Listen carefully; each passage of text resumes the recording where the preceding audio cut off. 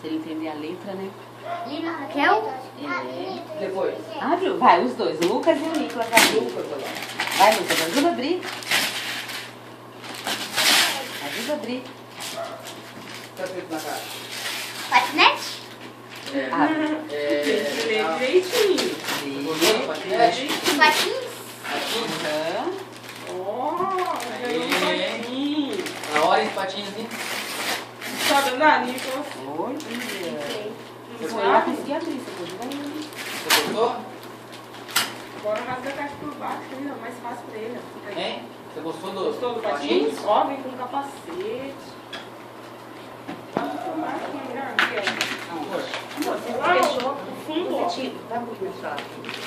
Esse aqui fechou, você tinha que tentar abrir.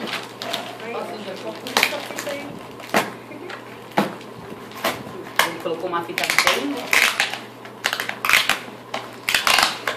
Vai andar de patins agora, ó. Mamãe, tá aguentando. Ajuda a abrir. Nossa, o que será que é isso?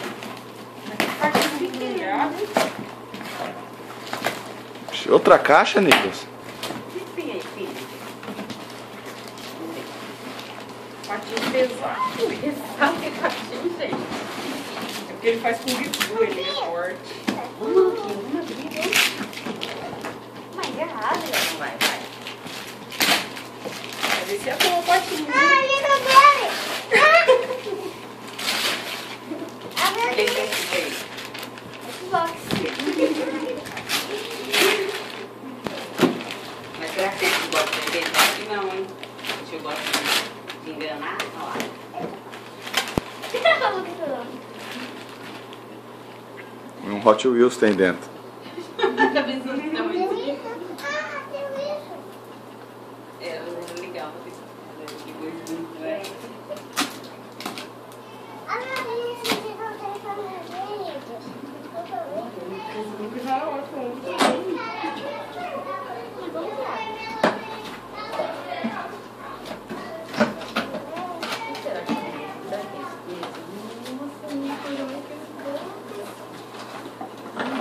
Acho que é um videogame.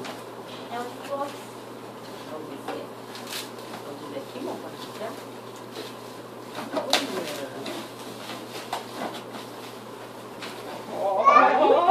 Que Xbox que é? Nem sei, filho. É o One? Vem do motivo. Você leu aqui? Você tem Kinect? Tem. Aqui, ó. Aqui é o Kinect? Aqui, Aqui, ó. ó. Olha que lindo! Você tá feliz? Hein, Nicolas? Fala obrigado pro tio Lima. Agora fala obrigado pro tio. Era isso que você queria? Você gostou? Dá um joia agora pro tio Belão.